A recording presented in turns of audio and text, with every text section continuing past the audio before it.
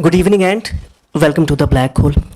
Today we are going to discuss the dynamics of Indian Muslims' experiences amidst the backdrop of rising Hindu nationalism. We are very grateful to and we are very honored to have Dr. Christophe Jaffrelot with us. He's the professor of Indian politics and sociology at the King's India Institute, London. Also, we are grateful to Dr. Pervez Hoodbhoy, who will moderate today's discussion. Before we start the session, it is requested that please you turn your cell phones to silent mode. Also, when you will like to say a few words when the Q&A session is opened, please raise your hand and talk only after having this microphone. Ladies and gentlemen, let's welcome Dr. Christophe Jaffrelot and Pervez Hoodbhoy. Thank you. Thank you, Nair, for starting this off. I'm very happy to welcome all of you to the Black Hole. And I see that there are more people than there are seats. So this is an indication that Professor Christophe Jaffrelot is quite a celebrity here in Pakistan, even though his books seem not to be very widely available. Christophe spends part of his time in Paris, part in London. In Paris, he is a research fellow at what is called CERI. What does that stand for? Center for International Research. He's also president of the French Political Science Association. And I was wondering how to describe him. Should he be described as a historian of South Asia or as a political scientist? And he says he's more of a political scientist than a historian. So he spends his time in Paris, but he also spends his time in London at King's College. And he's all over the world. Right now he's here. Soon, I suppose you will be going to Lahore and possibly to India as well on this trip. We're very pleased to have him, and he's going to be speaking about the state of Muslims in India today. We know that's not very good. He's going to give a lot of quantitative evidence because he's a political scientist and he believes in numbers. But I'm going to leave that to the end, and Christophe, I want to understand a few things first. Just to set the general context, we know that India has been moving away from inclusivism towards exclusivism. Now, this is done in a way that's very different from the other countries in South Asia. So, for example, Pakistan describes itself as an Islamic state. When somebody takes the oath for a government position, he has to swear on the Quran. The same thing is true for the Maldives and of Bangladesh. Those are Muslim states. But if you look at Nepal or Bhutan or Sri Lanka, those formally call themselves Hindu states. So, in a sense, they're also exclusivists. But what is the difference between the Indian form of exclusivism and the exclusivism that the others formally they are exclusive? What's the basic difference between that? Well, the basic difference, of course, has to do with history, because India was created as a secular state, and the word secular, the word secularism, was even written in the constitution after an amendment in the mid-1970s. So de jure, India is a secular country. De facto, it's not anymore as secular as it used to be. And that's the big difference. There is no change in the constitution, but there is some change in the practice of politics. And one good example of that, and I will show you some figures by the end, is that for the first time in 2014 and again in 2019, the party that won the elections, the BJP, the ruling party, had no Muslim among its members of parliament. And that is because it had also very few candidates coming from the Muslim minority. And de facto, you see a reduction of the presence of minorities on the public scene. De jure, there is this secular tradition that remains enshrined in the text of the Constitution. This is the difference. This difference, of course, is something we see also at the level of the government. We used to have minorities represented in the government, and this is hardly the case today. Now, this disconnect between the practice and the letter, if you want, is also somewhat reducing because there are some changes in the laws. There are some changes in the Constitution itself. In 2019, there was this Citizenship Amendment Act that revisited one of the key pillars of the Indian Constitution, citizenship. How do you become an Indian citizen?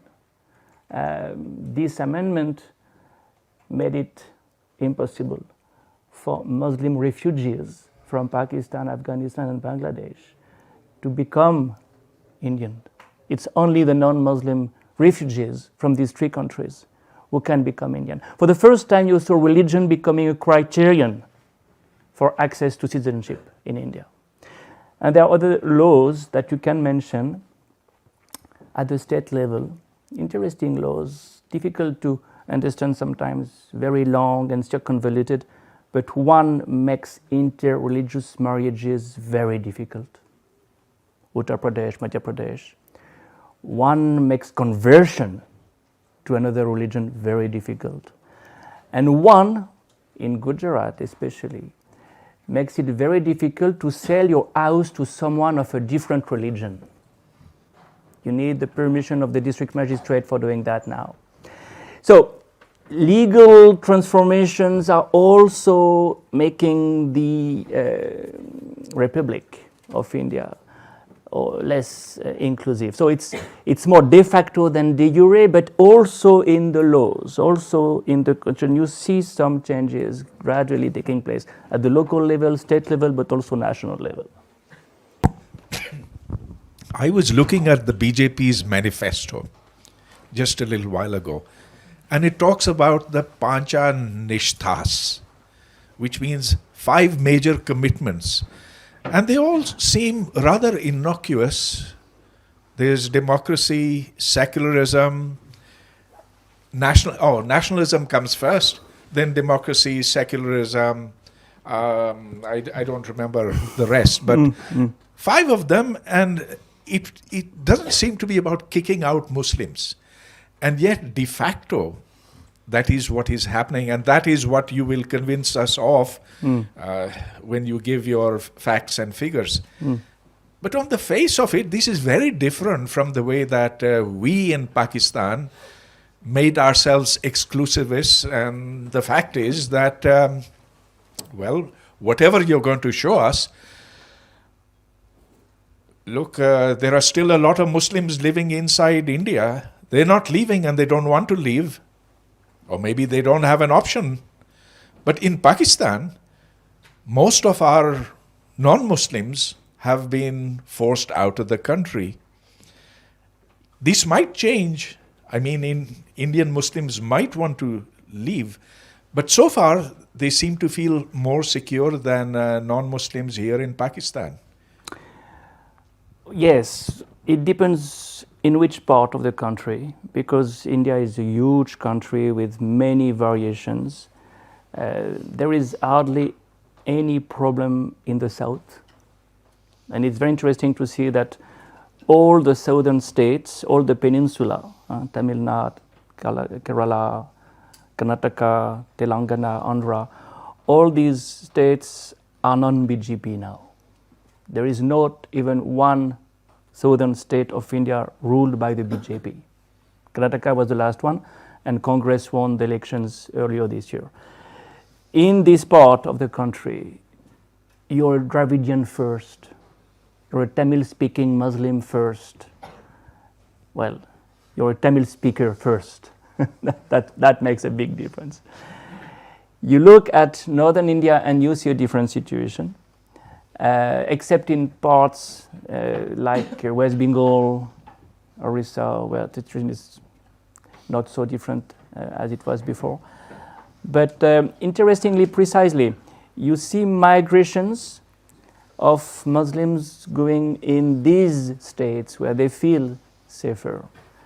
They will not go easily elsewhere anyway.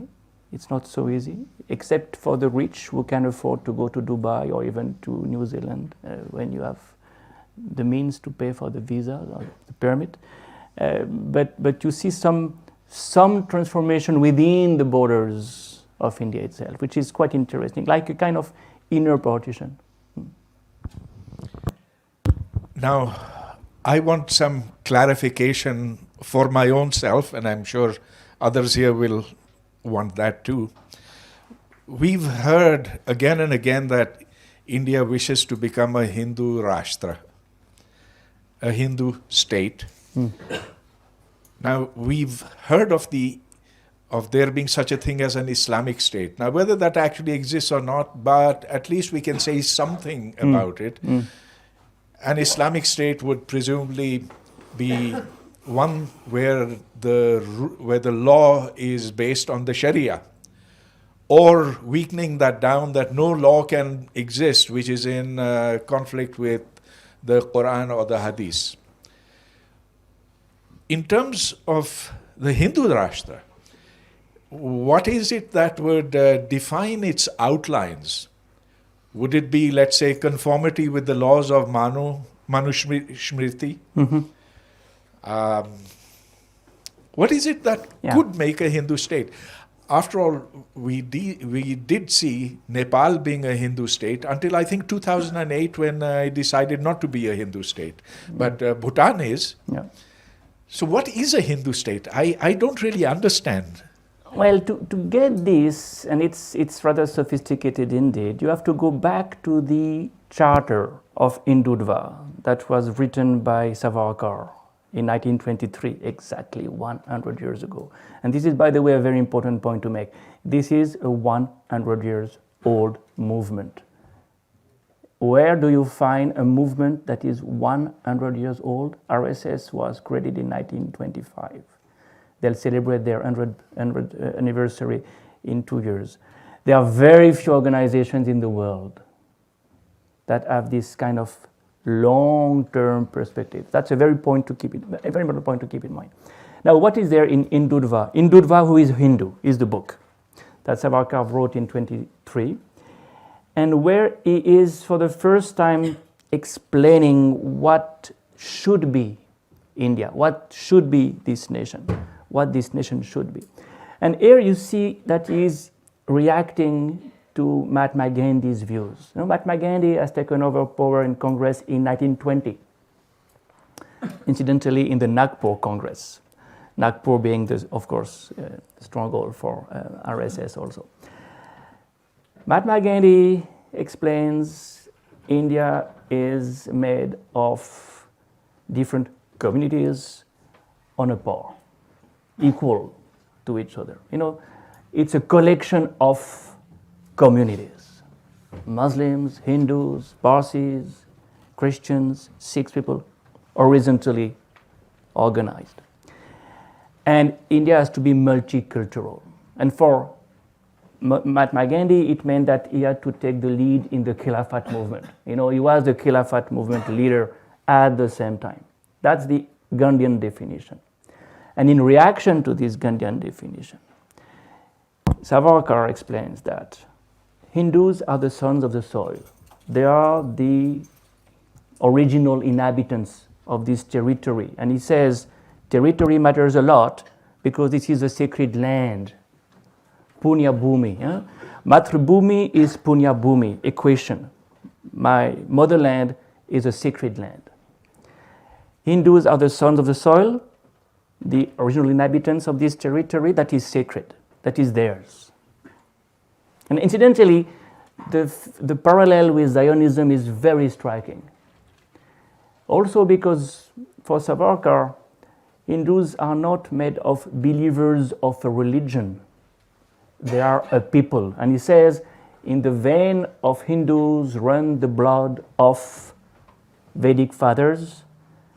And this is a very interesting word, blood, because he keeps saying that Hindus are a race. Not believers, but people sharing the same blood. So when you have this idea of an original people inhabiting a sacred land, what is the space you leave for the others? And this is the big question. Hindu Rashtra is primarily a Hindu nation that is not supposed to accommodate multiculturalism. The Muslims, the Christians, are invited by Savarkar to pay allegiance to Hindu symbols of identity. You may be a Muslim in the private sphere, you may be a Christian in the private sphere, but you have to pay allegiance in the public sphere to the majoritarian identity, that is the Hindu identity. This is the Hindu Rashtra. And if I remember right, Savarkar admired Hitler for the final solution and suggested that maybe that's the best way to deal with the invaders being both Muslims and Christians. Now, the idea of Bharatvarsh, the idea that the name of India should be changed to Bharat or Bharatvarsh, I don't know which is the more suitable Bharat one. is enough, yeah. Okay. To what extent do you think this idea has caught on, and what are the implications for Muslims in India? It's a very old idea, because these two visions of the nation, now the Gandhian nation, the Nehruvian nation, and the Hindu nationalist nation, are in competition for 100 years. So the first sentence of the Indian constitution says, India, that is Bharat, shall be a union of states. In the first sentence, you have both names already there. Because in the Constituent Assembly debates, you have had this tension, permanent tension, between those who wanted something more secular and those who wanted something more Hindu. The debate on the language. What language for India? In which language should we write the constitution itself? Constantly there was a tension. English, Hindi. And at the end, Hindi is the national language and English is the official language. So you can retain both of them. But just to say that this tension was old, and it was there already even before, when you had the first, I would say, pre-Savarkar Hindu nationalists like Tilak. Tilak was also asking for Bharat instead of India and so on. How far is this feasible today, to change the name of a country like that one? It is more, I think, for the electoral consumption, for the coming electoral campaign, than for actually a reform that would be very difficult. You know, you need at least two-thirds of parliament for making any constitutional reform. That's, by the way, also why it is de facto more than de jure, because in the Rajya Sabha, in the upper house, BJP is struggling. It can deal with some state parties and get some majority on some issues.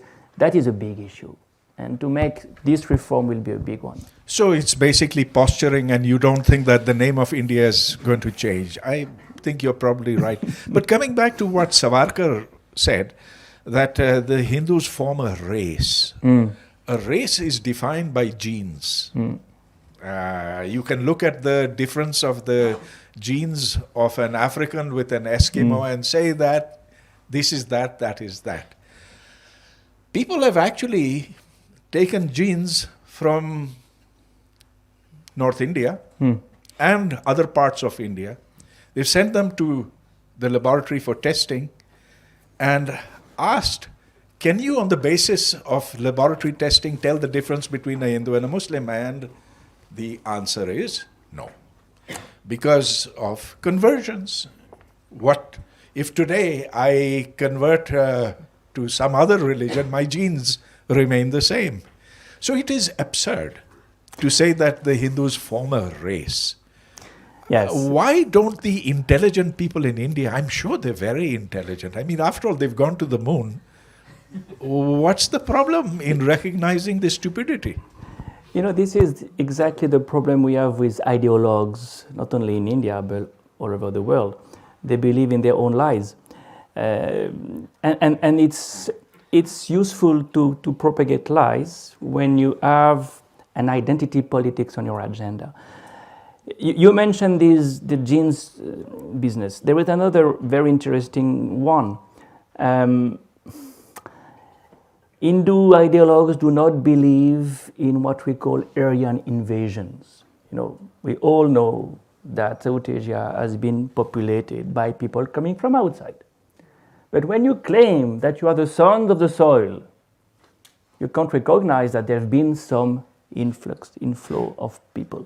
So in the textbooks, and textbooks all over the world, in this country also, are very revealing of the official ideology you want to propagate. So in these textbooks now, you do not see any mention to Aryan invasions, for instance.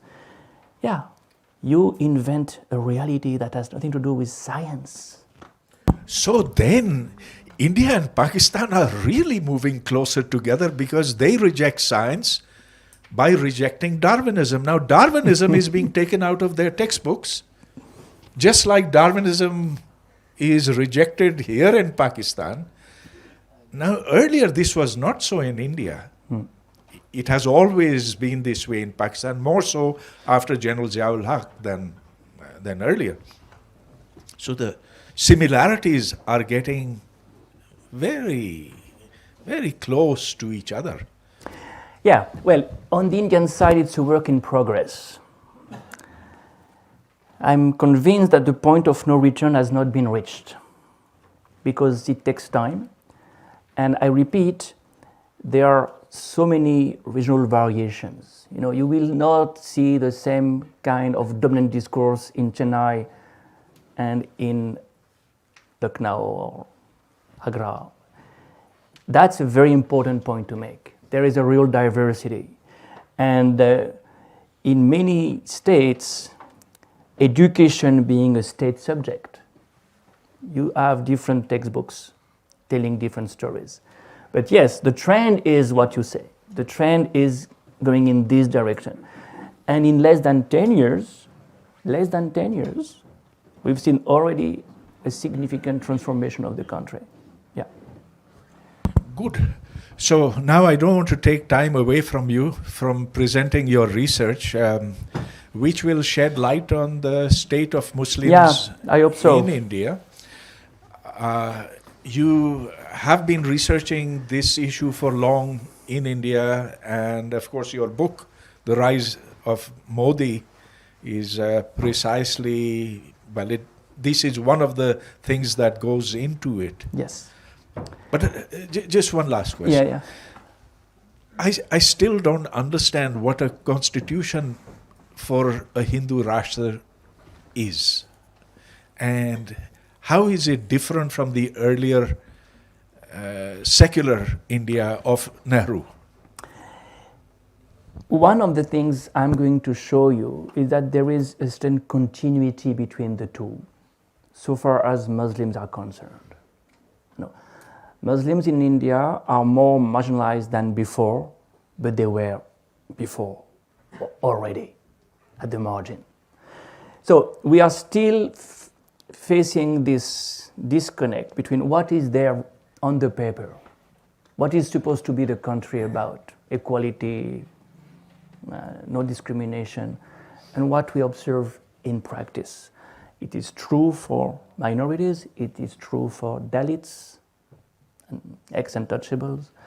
You have this constant disconnect between what is supposed to be implemented and what is effectively done. And that's the job of the social scientist, precisely, to explore this disconnect and to explain this disconnect. So the data I'm going to show are the first step in a work that remains to be done. How do we explain that? Attitudes, the way you discriminate without saying that you are discriminating. And why?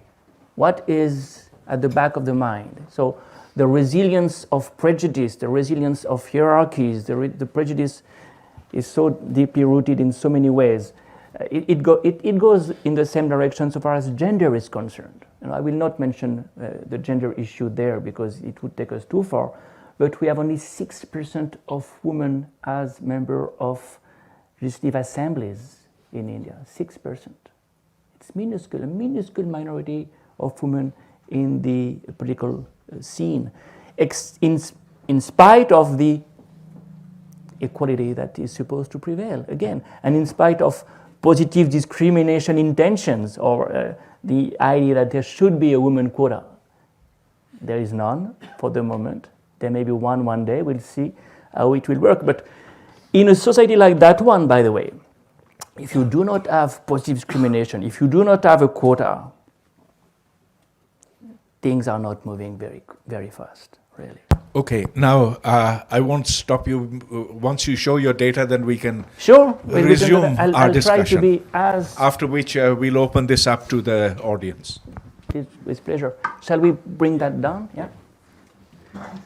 So what I'm going to present is, in fact, the result of a collective endeavor. We are working, and I think this is on the first slide. We are working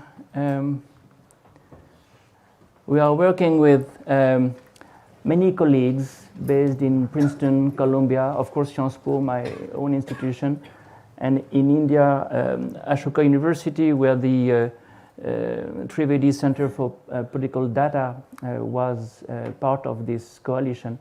So we are working 60 people or so on many different facets of the Muslim conditions in India.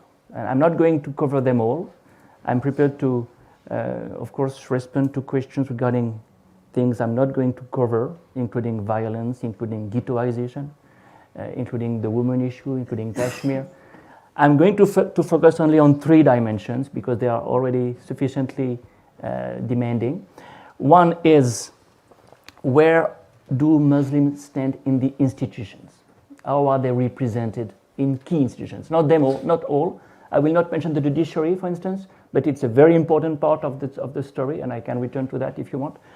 Then, in socio-economic terms, where do Muslims stand? In terms of revenue, in terms of occupation, in terms of, standard of living. And then the education question, because this is a very important dimension. Where do Muslims stand so far as education is concerned? Well, the trend is almost the same everywhere, but if you look at institutions, you see a transformation so far as assemblies, elected institutions are concerned. In the past, we've done this work. We've seen an underrepresentation of Muslims among the IS, Indian Administrative Service, upper echelons of the civil services. IS officers have always been much less in terms of percentage than Muslims in the Indian society. 1951, the first census, Muslims are 10% of the Indian society. They are they've never been more than 7%, and that was very briefly a kind of spike in 1994.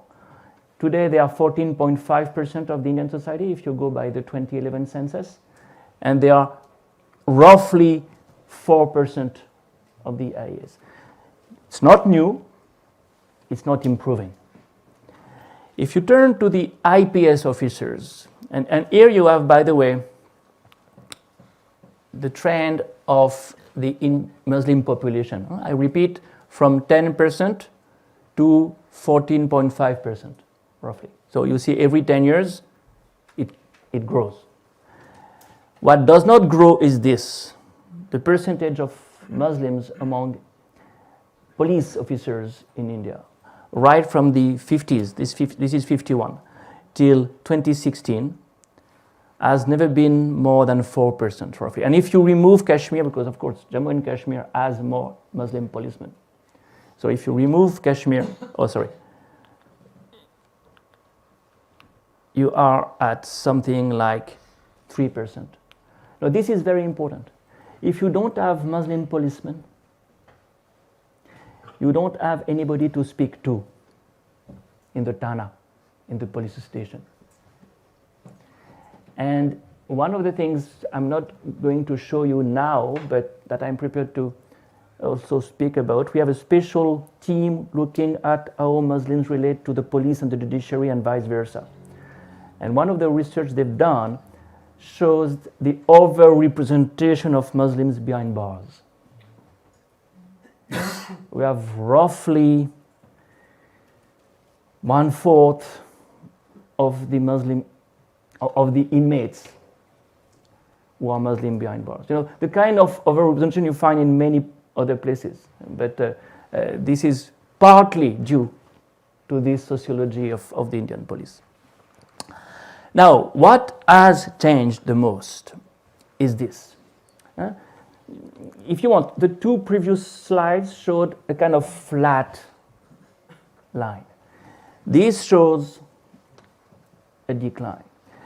And the decline is particularly significant if you look at the number of Muslim members of parliament in the Lok Sabha in 1980. 1980, Indira Gandhi is back, and she shows her secularism briefly in the early 80s by nominating more Muslims as candidates to the assembly.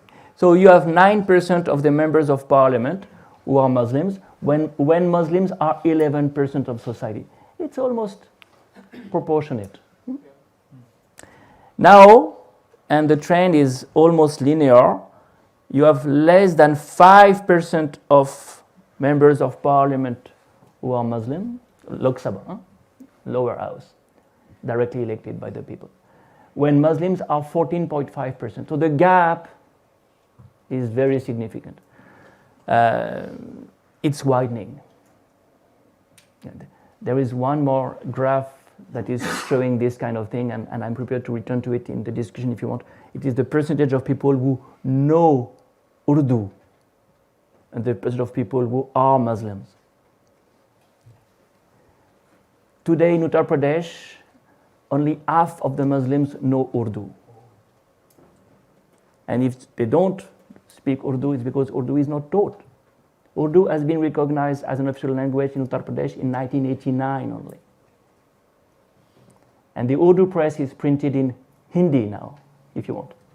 Well, in Devanagari, because people can't read. So this idea of divergence of lines, of trends, is very important. We are not looking at static figures. The percentage of Muslims is increasing, the percentage of Muslim MPs, the percentage of Muslim knowing Urdu is decreasing, and the gap, therefore, is widening. Okay?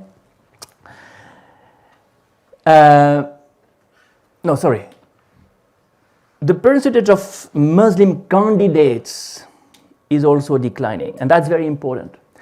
When you do not get tickets for a winnable constituency, why should you try to contest?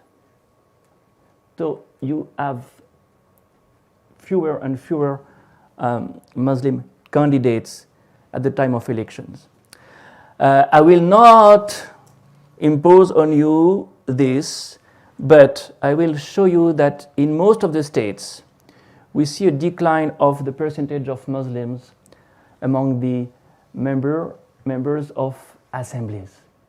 As I said, it's a federation, India, where states matter a lot. Political life is at the state level.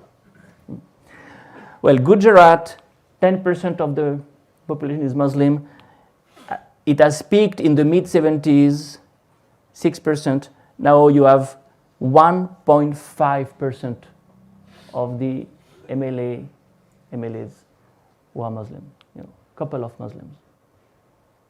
Gujarat has excluded Muslims from the public life.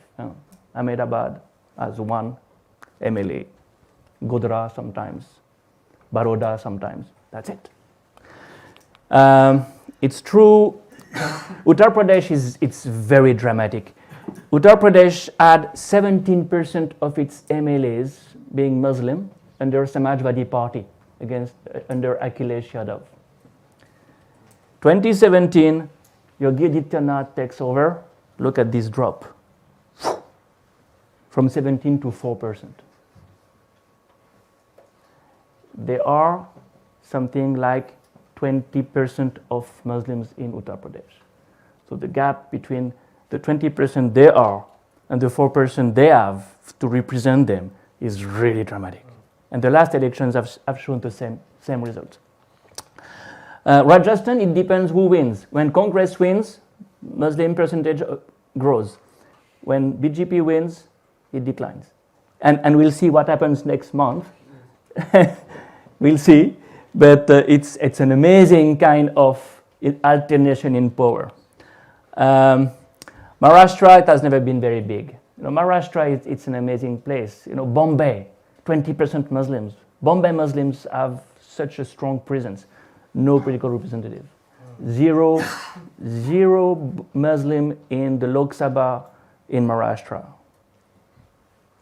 And in the assembly, 3%, 4%, never more than that.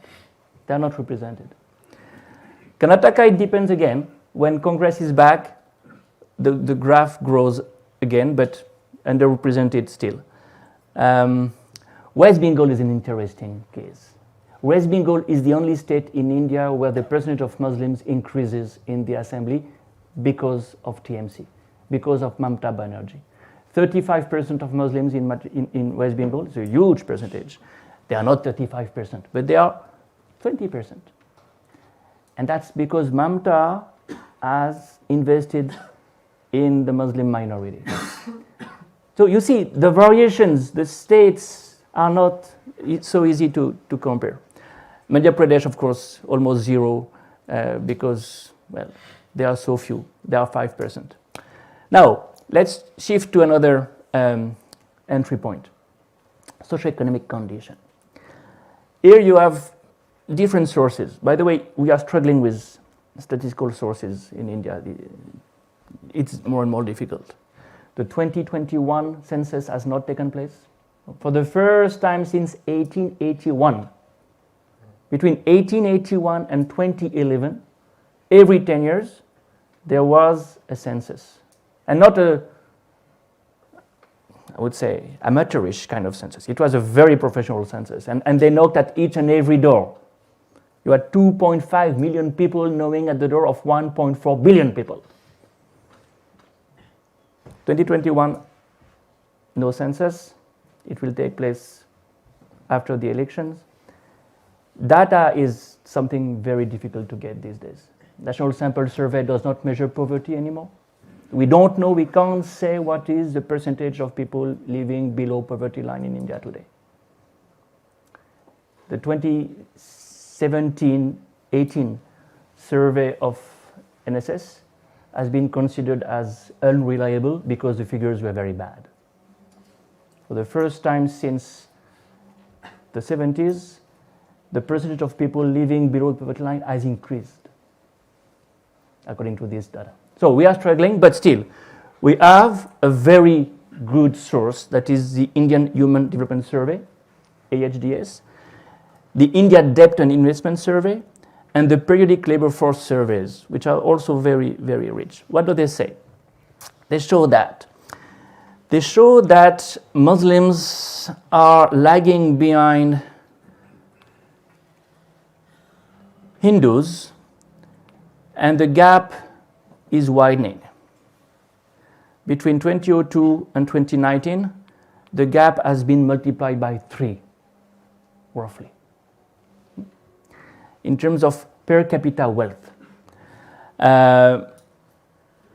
That's something you can partly explain by this figure. In terms of occupation, Muslims are underrepresented in the public sector, which is so important in India. What do you want to do? Government job. Government job is what everybody wants. That's where you have social security, that's where you have pensions, that's where you have, safety. And they are very badly underrepresented there. They are not in the private sector. It's very interesting. We speak about the formal sector, huh? the salariat, the regular economy. That's really bad, and it explains why when you are Muslims, usually you are your own, you're on your own. You are your own account worker is nothing but, the mechanics on the side of the road.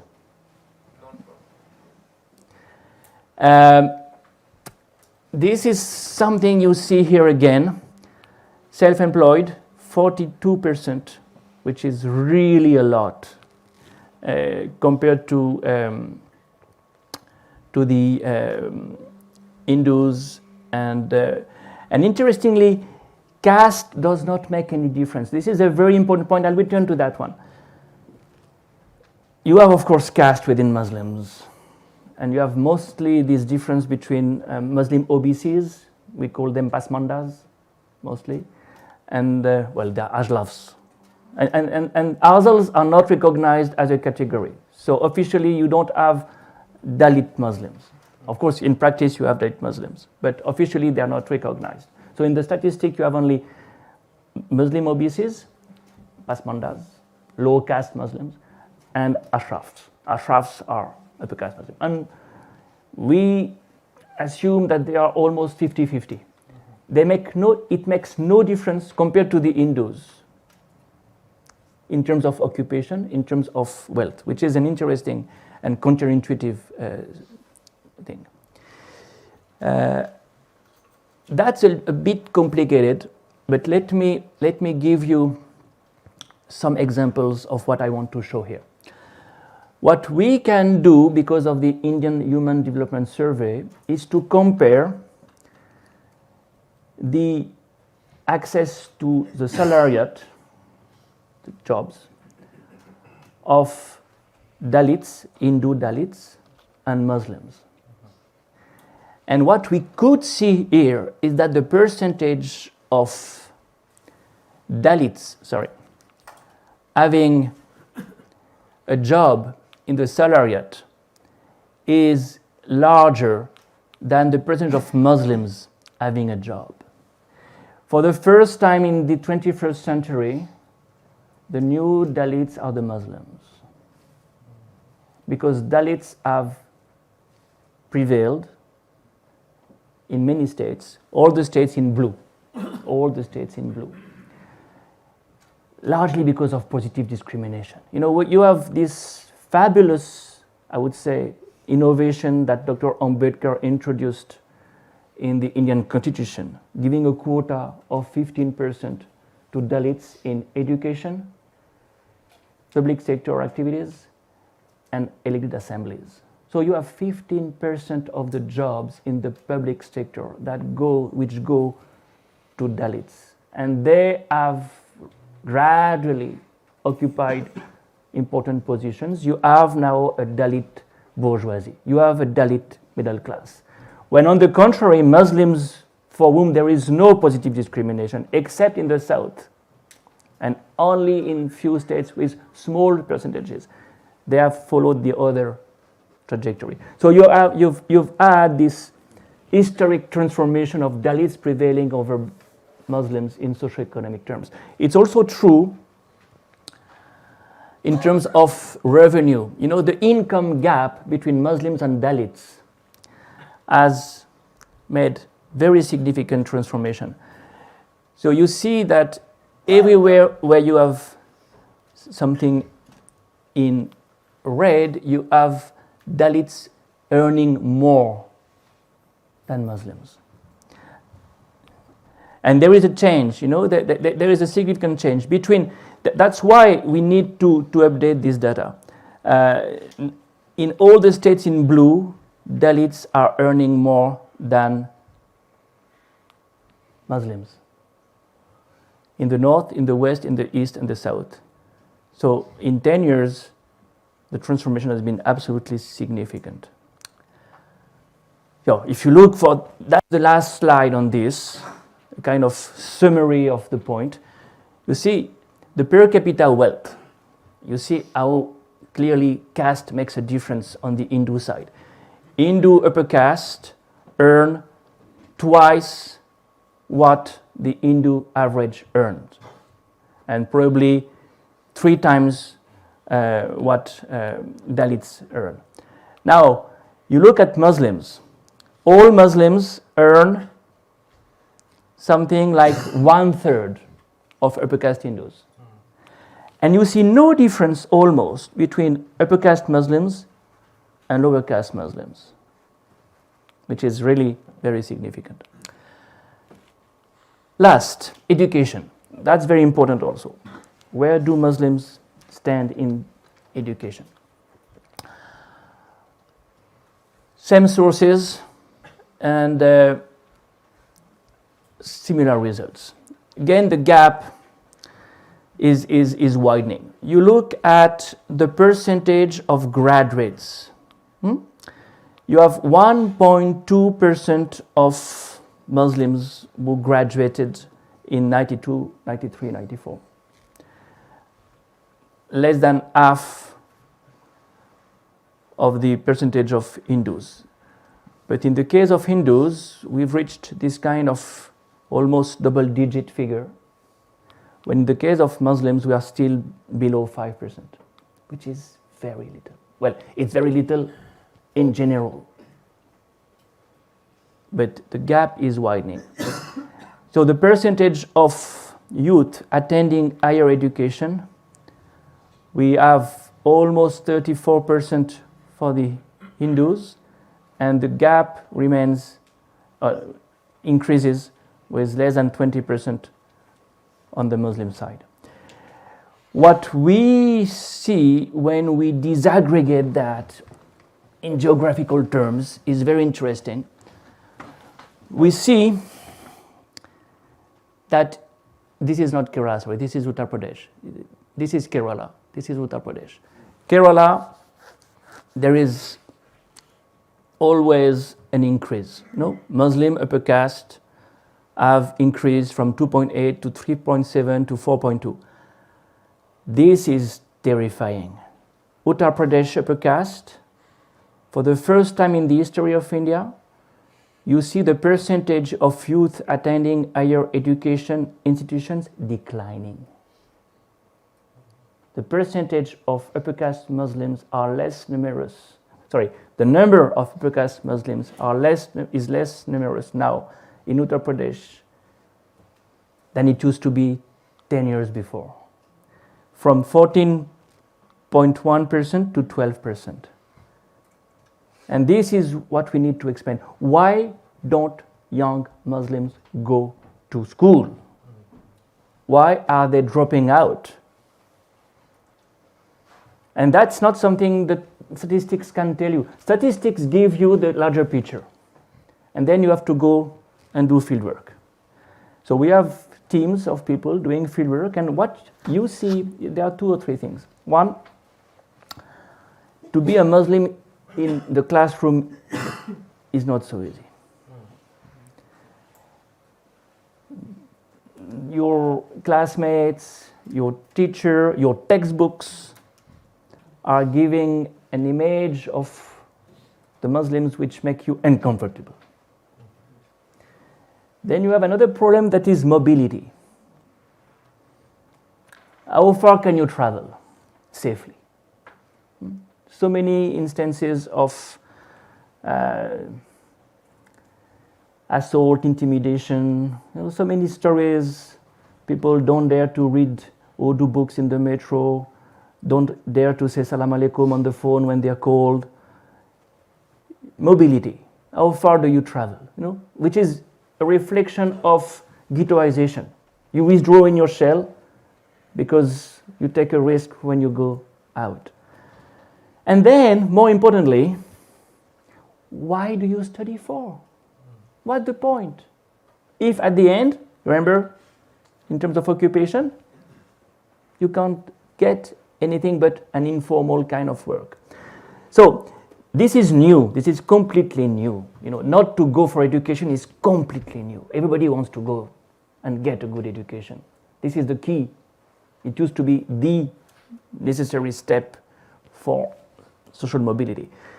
If we see this trend confirmed in the coming years, we'll have a completely new transformation of the mind, of the scene, really.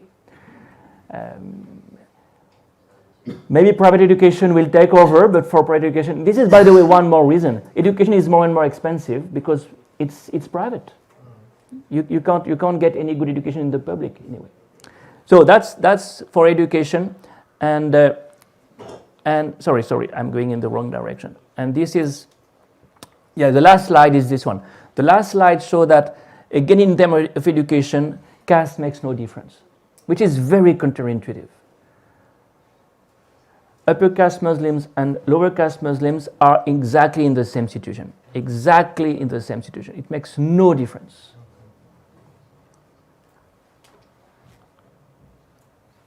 Well, what makes a difference is the decline of scholarships. There was a Maulana Azad scholarship that has been stopped. There were so many scholarships that had been introduced by the Manmohan Singh government after the Sachar Committee report. Sachar Committee report in 2005 said Muslims are lagging behind, we need to do something. And they introduced some measures, including scholarships.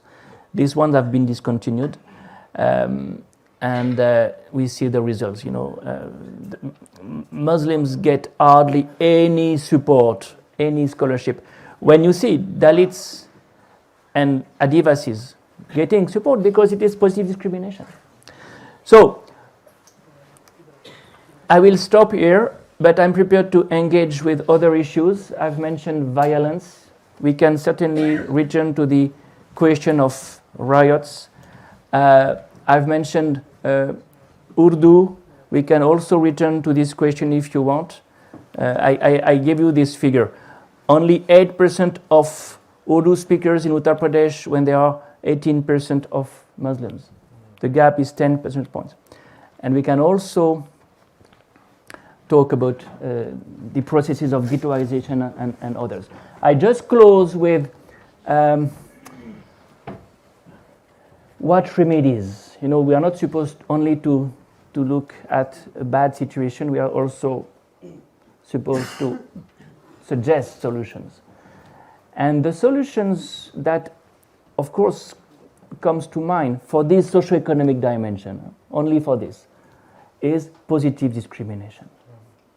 There is no alternative at that point, at that level. When you have reached that level, when you are so low, you need to be helped as a group, as Muslim. Forget about caste, but class. Discrimination is affecting Muslims as a whole. And when you look at the south, Karnataka, Kerala, Telangana, there are reservations, small percentages, 4%, 5%, but still, it helps a lot. So,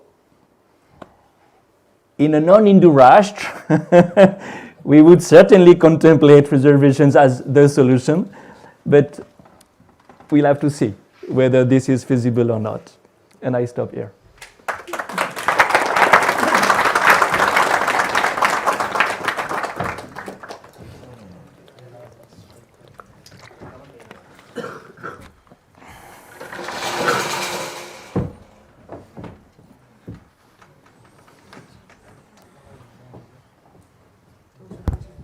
Christophe, what you've told us is very distressing indeed.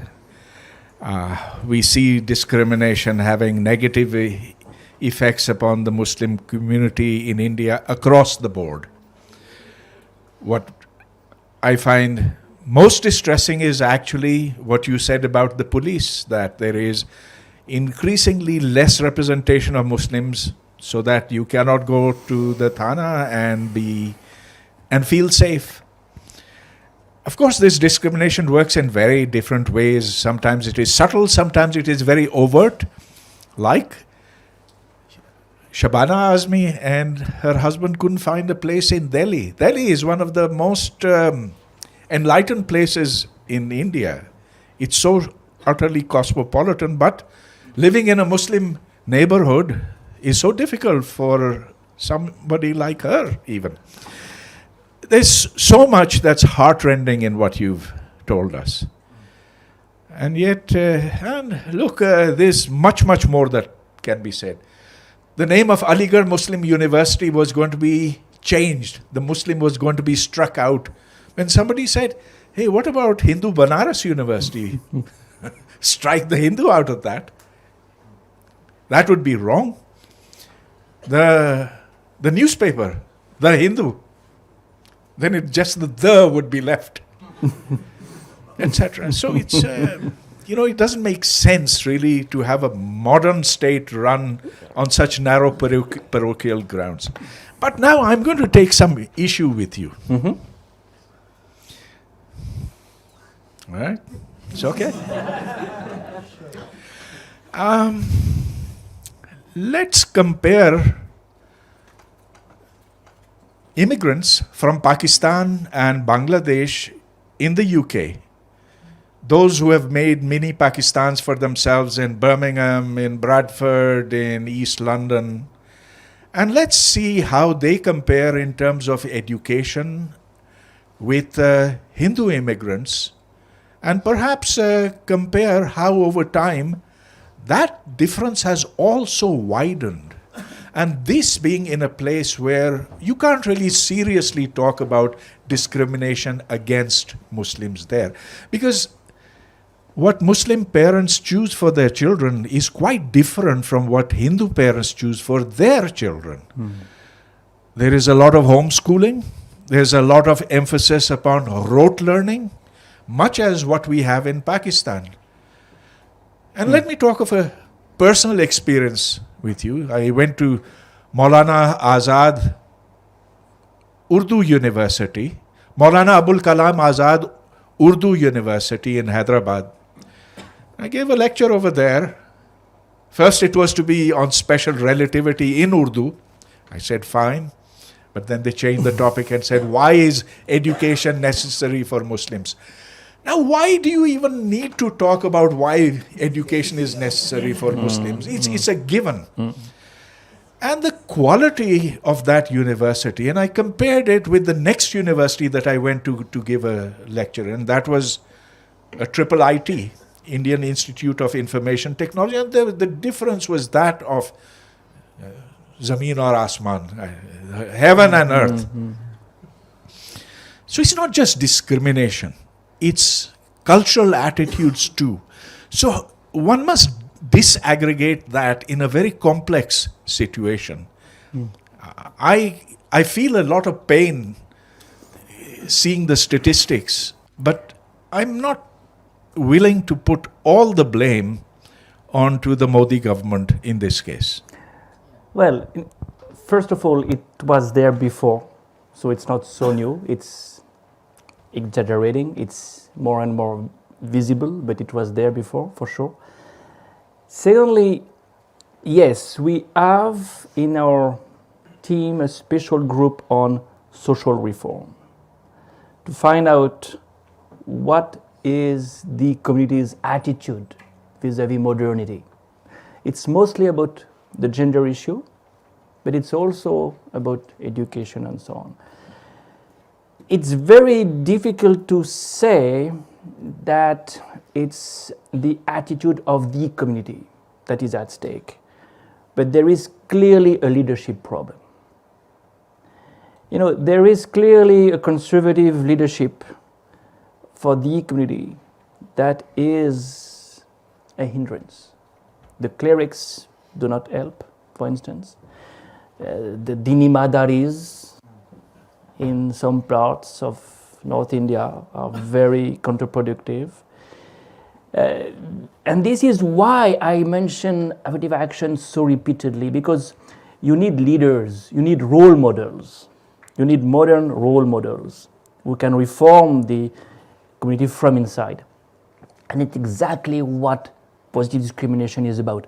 Positive discrimination is not a mass program.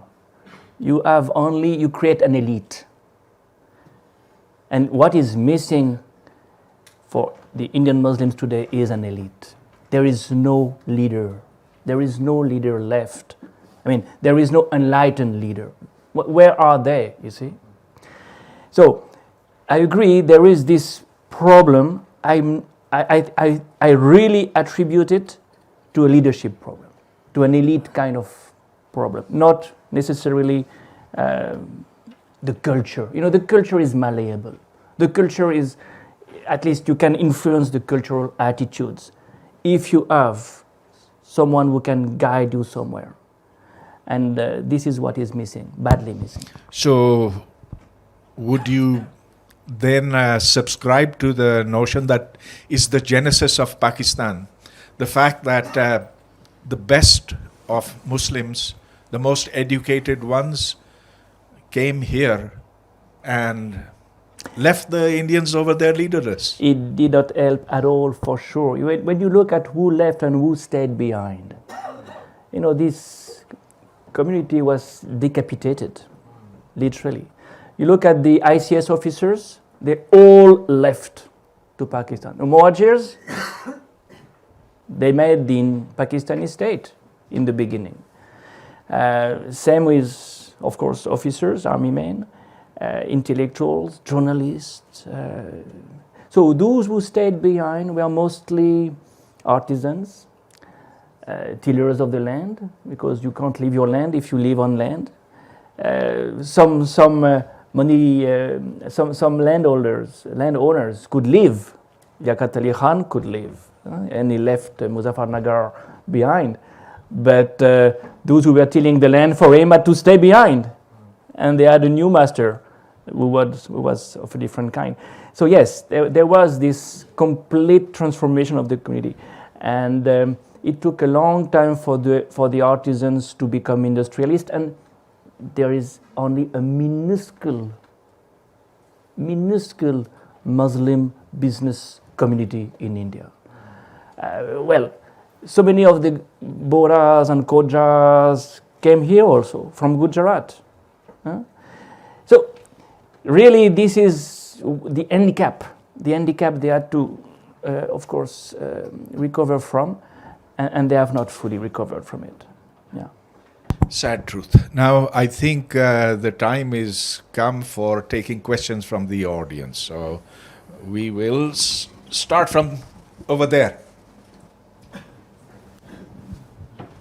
इसमें यूँ अच्छा thank you professor Hoodbhoy for the invitation. आपकी इजाज़त से मैं इन साहिब से फ्रांसीसी में सवाल पूछना चाहूँगा. उसके मानी ये आखिज़ हो जाएंगे इनके जवाब से. तर्जुमा कीजिएगा उसके बाद. मैं मुआजना करना चाहता हूँ भारत में मुसलमान के, अमेरिका में कालों के और इसराइल में अरबी रिहायशों के. Donc merci beaucoup pour votre... So I will translate, that's it? J'ai déjà okay. traduit pour eux. Donc la situation des musulmans en Inde est beaucoup pire que je ne l'imaginais, grâce à vos statistiques. Alors, j'aimerais faire une comparaison, d'après vos études, entre les Afro-Américains aux États-Unis, les musulmans en Inde et les citoyens arabes d'Israël en Israël. Est-ce que c'est vraiment la même chose ou est-ce que c'est encore pire, d'après vos données? Merci beaucoup. I think there are many similarities, and it's a very good point, because, you know... Could you tell us in English? Yeah, he wants me to compare the situation of the Muslims in India with those who are in Israel and the black Americans in the US. And it's a very good point, because this is where you need to qualify what is a democracy. And the subtitle of my book is called Modi's India, Hindu Nationalism and the Rise of Ethnic Democracy. What is an ethnic democracy? A democracy like Israel is de jure an ethnic democracy, because it's a Jewish state. It is there, you know, it is on the flag, but it's a democracy. because you have elections, you have some independent judiciary, and you have some free press. Well, these are three pillars of what we call democracy. But in this democracy, some citizens are more equal than others, to paraphrase Orwell, because the Jews have more rights. In the US and in India, it's a de facto ethnic democracy rather than a de jure ethnic democracy, but the result is very similar. The percentage of Muslims behind the bars in India is very similar to the percentage of the blacks behind the bars in the US. The same kind of overrepresentation. And in terms of presence in the public sphere, you have also this kind of discrimination. Discrimination or self-discrimination, this is always very tricky. At one point, do you stop to try? When is self-censorship reflecting a kind of internalization of, well, there is no need for me to try because I will not get what I deserve. No? But the result is the same.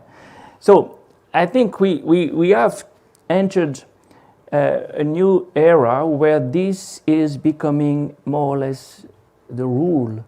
Ethnic democracy has become the standard because of national populism. How do you win an election today? When you're Orban, when you're Bolsonaro, when you're Trump, when you're Erdogan, you attack your minorities in the name of nationalism. And the nationalism the nation you defend is the nation of the sons of the soil, the majoritarian nation, at the expense of the minorities, migrants or minorities of some other community. There are elections, but there is no equality. Hello, sir. As you discussed that in the areas where Congress wins, the number of Muslim representation increases, and in the areas where BJP wins, the number of Muslim representation decreases. So what is the reason behind that? I mean, Modi wasn't like other politicians graduated from Lincoln's Inn, graduated from University of London. How did he come to change the course of Indian polity? Like Congress was the founding party of modern day India, but it changed. Less than a decade, Modi changed the course of Indian polity. How did it happen drastically? How can such a change happen? Despite you were a tea seller, how does it happen? Does it happen? Is it possible? Well, it is possible. No, this is vote bank politics. If you want to consolidate the Hindu majority at the time of election, you do it by targeting the other.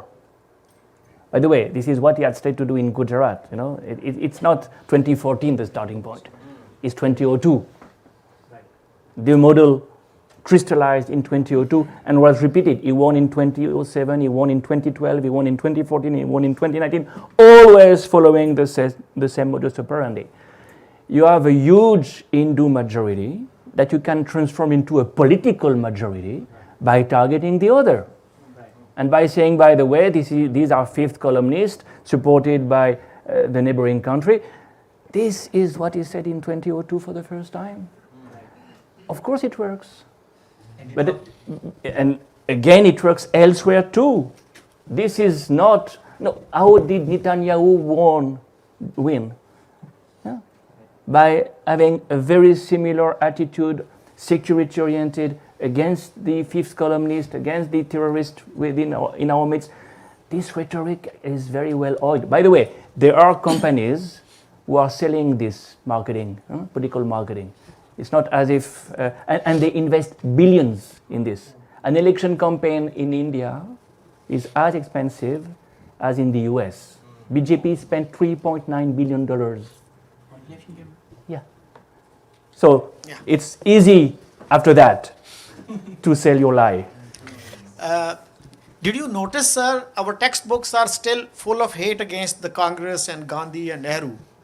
So surprisingly now, there are many Pakistanis who would privately tell you that Congress was not such a bad party. So, but our textbooks don't have any hate against the BJP. And has any study been done how the Pakistani Muslims and Pakistani Hindus or Bangladeshi Hindus have done compared to Hindus, compared to Muslims in India? For example, I read that even in this situation, the literacy rate in Indian Muslims is higher than Pakistani Muslims. There it is probably 65%, and here we have 62%. Yeah, well, that's quite possible. You know, the fact that it's interesting, the point you made. I would not be surprised if your extremist would be more than happy to have extremists on the other side too. First, it's a reconfirmation that partition was needed. Two, there is no way we can reconcile. And each of us will be having our own majoritarian agenda, suppressing the minorities. They do it, we do it. This is the problem. Because, and it's not only in these two countries, it's all over the world. Now, when will you be able to migrate in a place, well, in the future, when each government will be majoritarian to such an extent that you want pure politics and a pure society and a pure race? Hello, sir. I wanted to ask, how did Britain, after the incident of 9/11, somehow was able to have a Pakistani prime minister, a Muslim prime minister? There was a huge discrimination against Muslims after 9/11. So how was it that British changed their political scheme in order to allow more Muslim integration? In fact, most European countries have a lot of integration with immigrants. So how did they do it? And how can we implement that in India? Well, Britain is an interesting case indeed, because they have gone further than any other European country, really. Multiculturalism worked there, but you can say that it peaked with Brexit, or almost. And now there is an anti-immigrant attitude. You know, they are, it's very interesting. The South Asians have closed the door behind them, and they are now in a position to tell Afghans and other, you'll go to Rwanda, you know. This is so typical of, yeah, don't do to myself what I do to others. But you're right, this is, in a way, a measure of the multicultural society that Britain has become.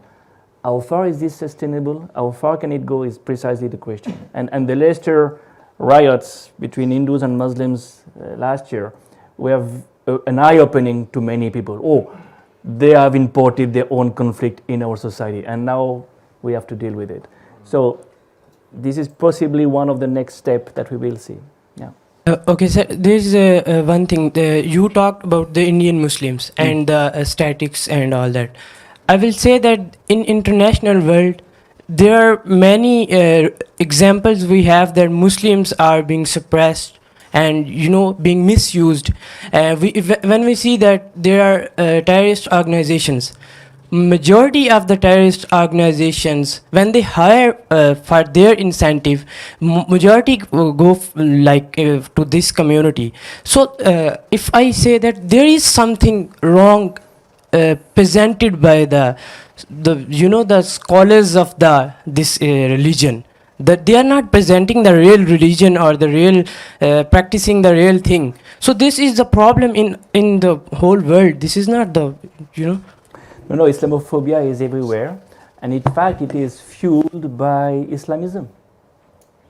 And this kind of amalgam between Islamism and Islam is the big problem we are facing all the time. How do you make sure that people understand that these are really very different entities? Yeah. Yes. Thank you so much, sir. It was a wonderful lecture. Sir, you talked about ghettoization of Muslims and the unholy marriage of Hinduism and nationalism in India. But what are the economic implications of the changed policy? I mean, India is dreaming to be the world superpower, economic power. Will this policy hamper this dream? Thank you. Yeah, that's something I keep repeating. If you want to grow, you can't let 1/5 of your society underdeveloped, undereducated. There is a contradiction between this objective and the fact that you have this huge burden that will remain behind you and will drag you constantly. So this is where ideology prevails over rationality. You know, Atif yesterday repeated ad nauseum, you have to be scientific, you have to be rational. Well, ideologues all over the world are not. Ghettoization is a very important point. And a ghetto is not a slum. A ghetto is the place where the rich and the poor go together for safety. And it has a lot of implications. Sometimes it helps because the rich comes to a place where there is so little development that they can help, but up to a point. In fact, you lose the rich capacity that was in the midst of society and helping society to modernize, and it's really completely counterproductive. So ghettoization is also pushing the economy in the wrong direction. By the way, I'm not so sure India is bound to be this superpower economically that they claim to be, and one of the reasons is that one. Too many people are below poverty line and not helped sufficiently. Dr. Hoodbhoy, for your wonderful moderation and your line of questioning, very stimulating.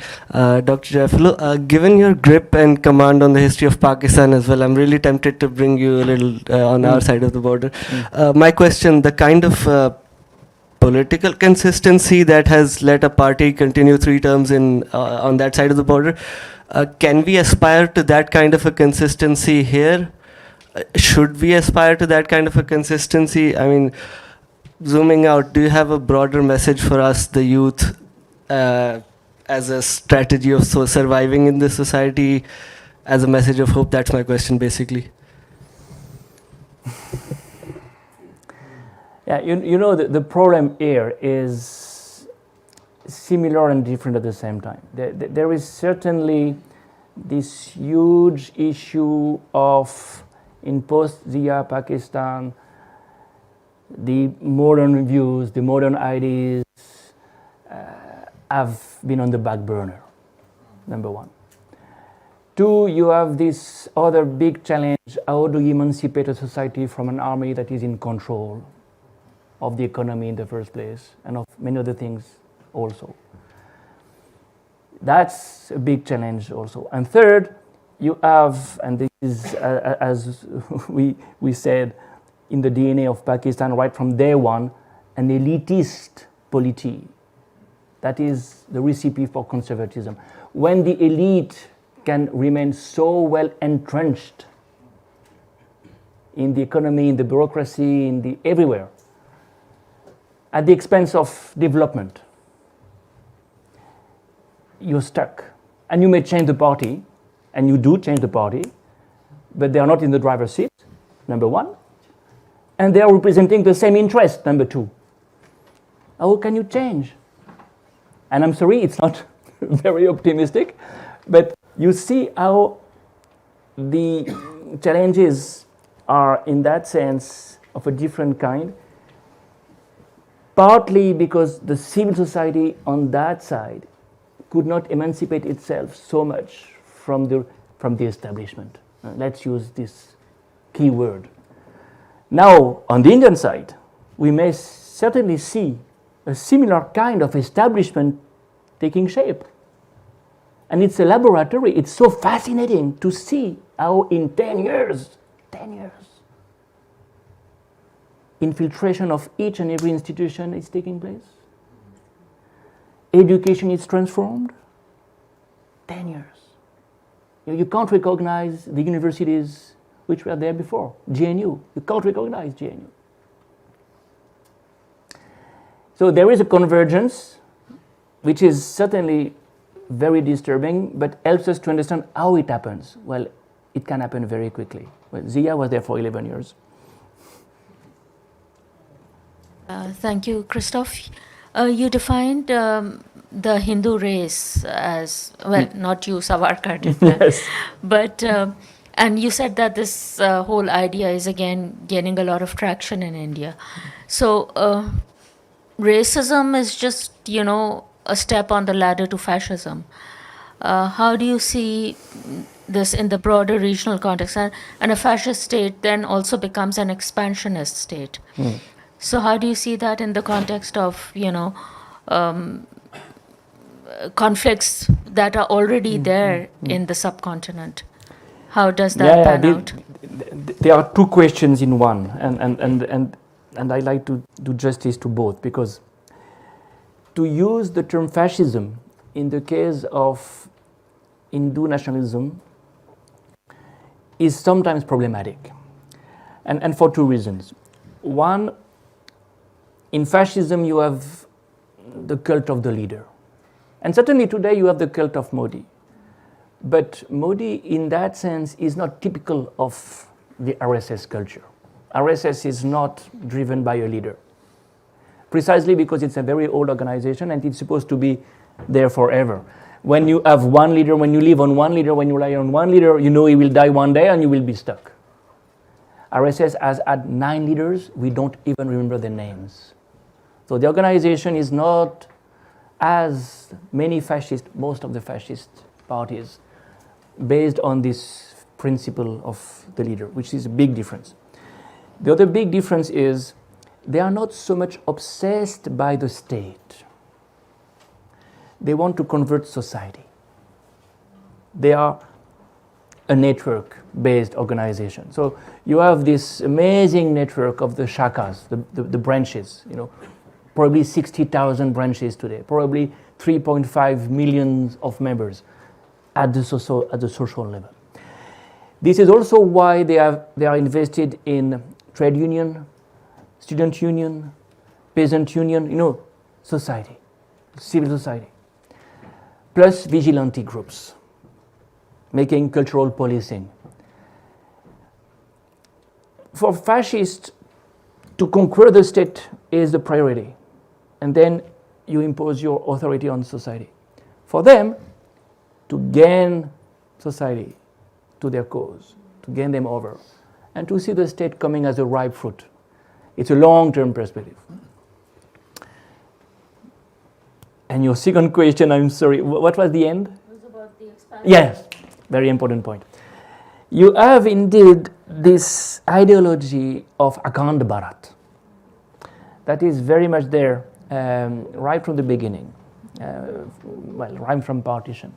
Because this Punya Bhumi, when you look at their map, and they have always this map of the region, it covers everything between, as Savarkar said, Sindhu and Sindhu, from the Indus till the sea, below the Himalayan arc. This is Punya Bhumi. This is the land. This is Akhand Bharat.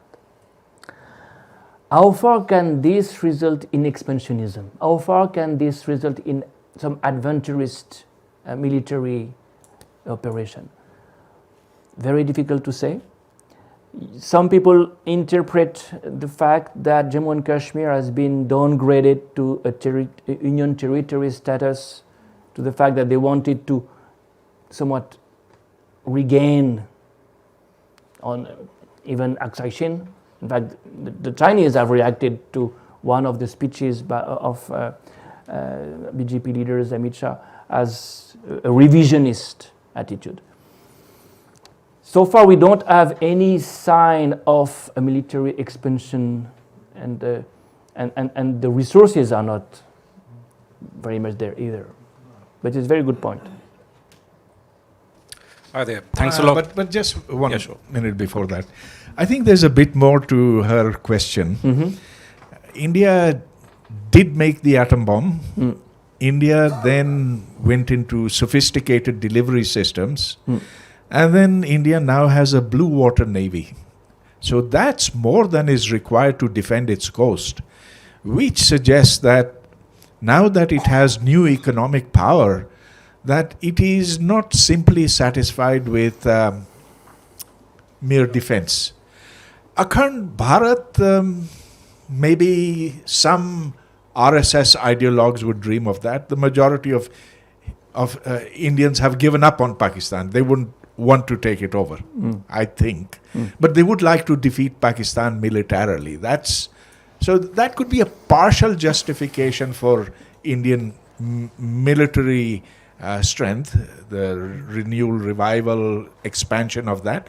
But what about this Blue Water Navy? That's very worrisome, isn't it? Well, it's part of what we call the Indo-Pacific strategy. You know, Indo-Pacific is now the key word for most of the strategists.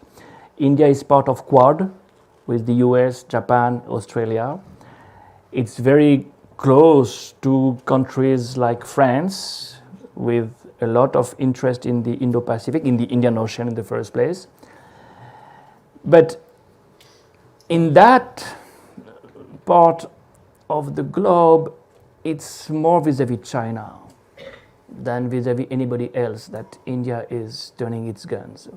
To resist China's expansionism, you know, the fact that China is so strongly entrenched in Sri Lanka today, Hambantota being a kind of Chinese deep sea port, the Maldives, of course Gwadar, India feels encircled by China. So this is primarily a defensive kind of attitude. Now, you can convert a defensive attitude into a more offensive one. That's for sure, if you have the resources. Yeah. Thank you. Thanks for your talk, Doctor. I was curious if you have any optimism at all, if India could ever go back to, let's say, Nehru's India. Because in my simple mind, I could say, okay, when BJP loses power, then things will go back to normal. But surely it's not that easy. You can draw a parallel to Pakistan, how we have treated our non-Muslims. So taking BJP out of power perhaps won't be enough. And perhaps if there's a path to recovery, what do you think that is? Yeah, this is a very good question because elections sometimes makes no difference or hardly any difference. And if Congress comes back in May, June, with a coalition, of course, not on their own, they are very much aware of that. It means that the state bureaucracy, the economy, because, you know, there is one dimension we've not mentioned so far, but there is the political economy behind this kind of national populist regimes. You have oligarchs. You rely on big industrialists always. How do you bring them over? You know, how do you get? So the challenges will be many, and at the top of it, they'll be in the street because that's where they are the most effective ones. So yes, you can be optimistic in the sense that the point of no return is not reached, and you can certainly return to what India was to some extent, but if you take care of all these non-electoral related, not non-election related implications, which means a serious, determined work that will be very difficult. Hi. Thank you so much. It was great. My name is Abdullah Asfandiar. I'm a law student. I would ask my question in Urdu because my English is too broken. So I'm a little nervous in front of Sir Mighty. Sir मेरा question ये है कि बंटवारे से पहले ये जो सारे फिगर थे जिस तरह हमने देखा क्यों क्या ये फिगर भी इसी तरह ही थे, हिंदू इस तरह ही ज़्यादा अपर हैंड था उनका और मुसलमान जो थे वो कम थे, और क्या दूसरी चीज़ ये है कि सर अगर बंटवारा ना होता जिस तरह हमारे बहुत से पाकिस्तान में पॉलिटिकल फिलोसफर का और उनका बिलीव ये है कि बंटवारा नहीं होना चाहिए था, तो क्या अगर बंटवारा नहीं होता तो क्या ये हिंदू नेशनलिस्ट ये नेशनलिज्म छोड़ देते और हमारा ये फिगर जो हर एस्पेक्ट में जिस तरह सर ने दिखाया हमें कि 4% है 5% है, क्या ये ज़्यादा हो जाता, 20 हो जाता, 25 हो जाता, या हम हिंदुओं के बराबर आ जाते, या कम अज़ कम उनसे उनके पीछे ही चलते होते, क्या ऐसा होता sir? Thank you. If partition hadn't happened, would Muslims have been in this terrible state? Now they have been split into 3 different parts of South Asia. And after all, the difference between Hindus and Muslims was there 100 years ago as well. So how much worse is it compared to that? Yeah, well, certainly Muslims were on the decline before partition. There is no doubt that post 1857 mutiny, you saw a decline because of education, because of trade, because of the modern economy, in which they were not so interested as Hindus and others. But partition precipitated, amplified considerably this trend. And yes, my hunch is that this trend will be completely different if the Indian Muslims had retained the elite Muslims who left in 47. Definitely. So my question to you is that actually I have a concern that you talked about positive discrimination towards for Muslims, and you talked about the Muslim leadership should come up. But I have concern that what do you have to say on a common Hindu mindset about a common Muslim in India? For example, Bollywood, if anyone Bollywood fan is here, I apologies in advance.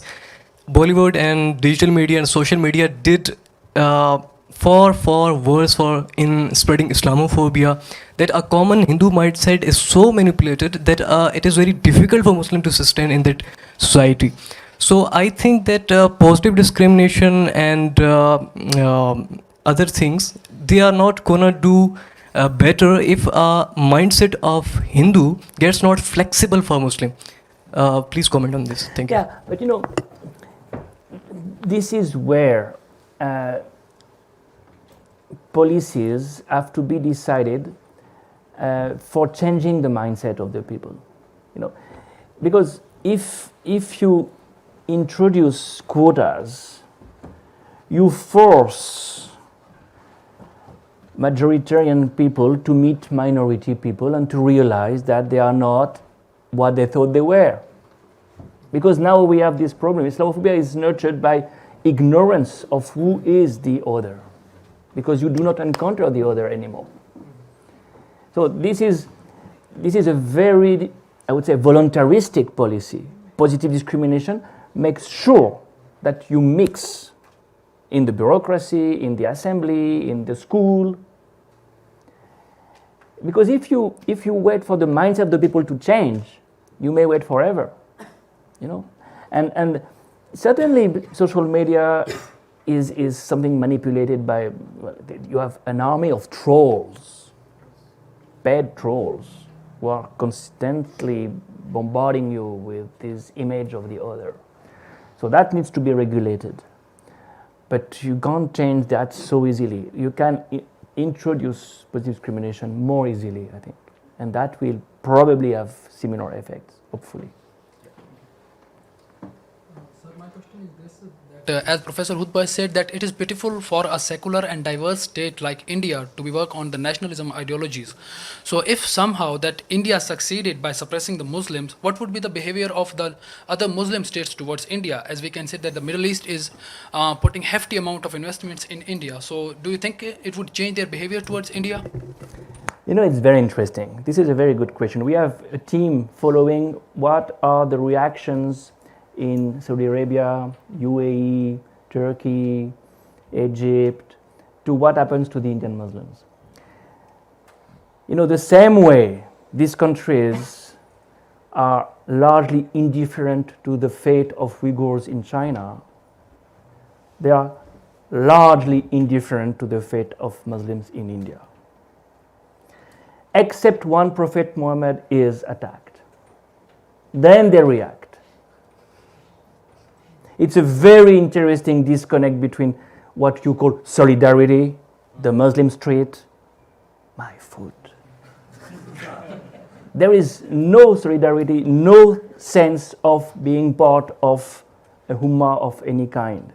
So, states, we are back to the elite question, State elites, governing rulers, have their own interest at the expense of the larger agenda they claim to defend. This is realpolitik.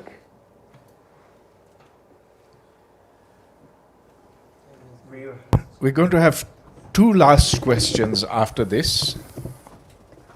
You very briefly already mentioned, JNU is not anymore what it used to be, right? I was wondering if you can comment on the marginalization a bit in the academic sector and the higher education. I am an academic from the natural sciences. I work in water resources. I work with people at JNU, but also at IIT. And I even see it with colleagues at IIT that it's getting much, much harder for them. For example, in glaciology, where I work in, which should be very secular, glaciers really don't care. The most lauded glaciologist in India is Muslim, and he's having a very hard time. And he's at IIT, which is a bit more. I would have expected outside of the influence of this of BJP, but I see that JNU as well. And I was wondering, thinking what Atif Mian yesterday said for Pakistan, it would be so crucial for Pakistan kind of to look out to the best Pakistani scientists abroad on certain topics and ask them, what is that going to do to India if the higher education is so undermined by this the anti-secularization for their future prospect and being able to cope with challenges in future, if that capacity may not be there anymore because it's so much pushed by BJP or the Hindu ideology. Yeah, no, the consequences will be huge indeed. And you mentioned IITs, but last week IIMs have been transferred to the government. IIMs have lost their autonomy. Yeah, so it's true of the public universities for sure. Now it's true for these elite organizations. What is also clear is that private universities have not resisted this trend. And you can understand why. Owners need clearances from the government for their own business. They are all businessmen. So there is hardly any place really that is safe or saved or spared. Of course, again, in the south, it's much easier. But it's not so surprising. When you look at the agenda of Hindu nationalism, it is to reshape the psyche of the people. Well, education is number one. By the way, it was true of Jamaat Islami when Zia was there. Jamaat Islami was asked to write the syllabus with the support of the Saudis. These organizations, they want to change the mind of the people. Education is one of the resources they use at the expense of rationalism and development, of course.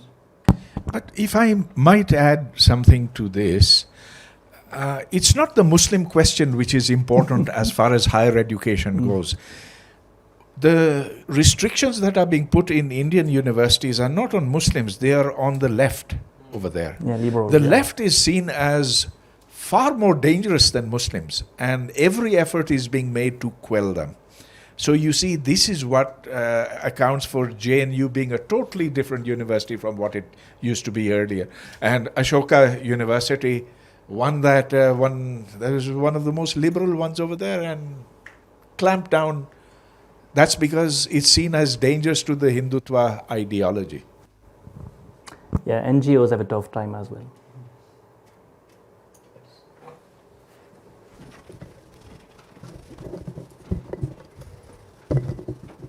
Thank you, Dr. Christophe. Great talk.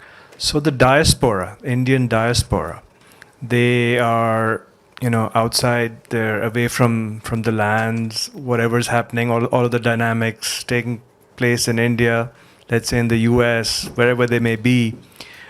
Why is it that they seem to be a part of this whole transformation rather than pushing back against it? And is there any hope that some support could somehow be obtained from them to push back and to, reverse things? Yeah, that's a very good point. If I can just add on to this, it's exactly the same thing with the Pakistani diaspora. It tends to be very conservative. So does the Hindu diaspora. Yeah. But This is a case of long distance nationalism. This is a very interesting phrase. And usually you are more radical when you are away. First of all, you face no consequence. And secondly, you live in a kind of fantasy. That's why it works for the Sikh, it works for the Tamils, it works for everybody. Now, what is interesting is indeed to explain, to understand this militancy. First, RSS has targeted the Hindu diaspora from day one. Now, it has a different name in UK, in the US. It is the Hindu Sevak Sangh, but because it cannot be Rashtriya, it is in UK or in the US, but it is active over there. And they have their own student union. They have their own activities. Vishwa Hindu Parishad America, active for decades. So that's one very important dimension. You re-Hinduize the second generation boys and girls because the parents want them to learn what is their culture, what are their roots, and they are more than happy to help. Then you have the temples, the network of temples. You go to New Jersey, you go to London, you have these Swaminarayan temples, huge temples, which are also part of this network. And then, and last but not the least, resources for influencing the governments of the countries of the host society. Now, Indians in the US are the model minority, richest than anybody except the Jews, more educated than anybody. So they have people in very important positions in the business world, in the professions, and they can give money to candidates. You know, there is a caucus. Again, New Jersey, Chicago, the Bay Area, IT engineers. So they may be a minority, but they've been infiltrated, quote unquote, and they have resources. So their influence is certainly disproportionate to their number, but it makes some difference. And it's true in UK as well, where we've seen the Tory party bringing in its midst second or third generation, quasi-Hindu nationalist. It's a very interesting topic because it helps to understand why the West is also so silent on what's going on in India. Of course, the West is silent because of China. You need a country to balance China, number one. But number two, you have this close, this strong lobbying. You can speak about an ethnic lobby. The same way you have a Jewish ethnic lobby. You have an Hindu lobby in the making, influencing foreign policies from the inside. It's fascinating because, again, it's a laboratory. We see it happening under our eyes. And very quickly, because the fear of China is very big. So they play on that. So we've run out of questions, but I have one last. In an intensely secular country like France, your country, what form does Hindu nationalism take over there in its diaspora? Do they also build temples there like they build in the UK or America? No, France is more than secular. It is laïc. No, there is a real difference.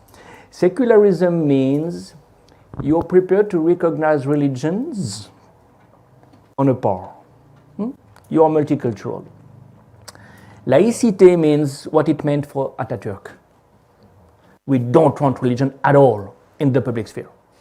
So you can't wear anything that is reflecting some religion, some religious affiliation in the classroom, in the public sphere. And to build shrines of any kind is also very difficult. It's a problem. It's a problem because where can Muslims pray? So it's true for the Hindu temples as well. It's not easy for them.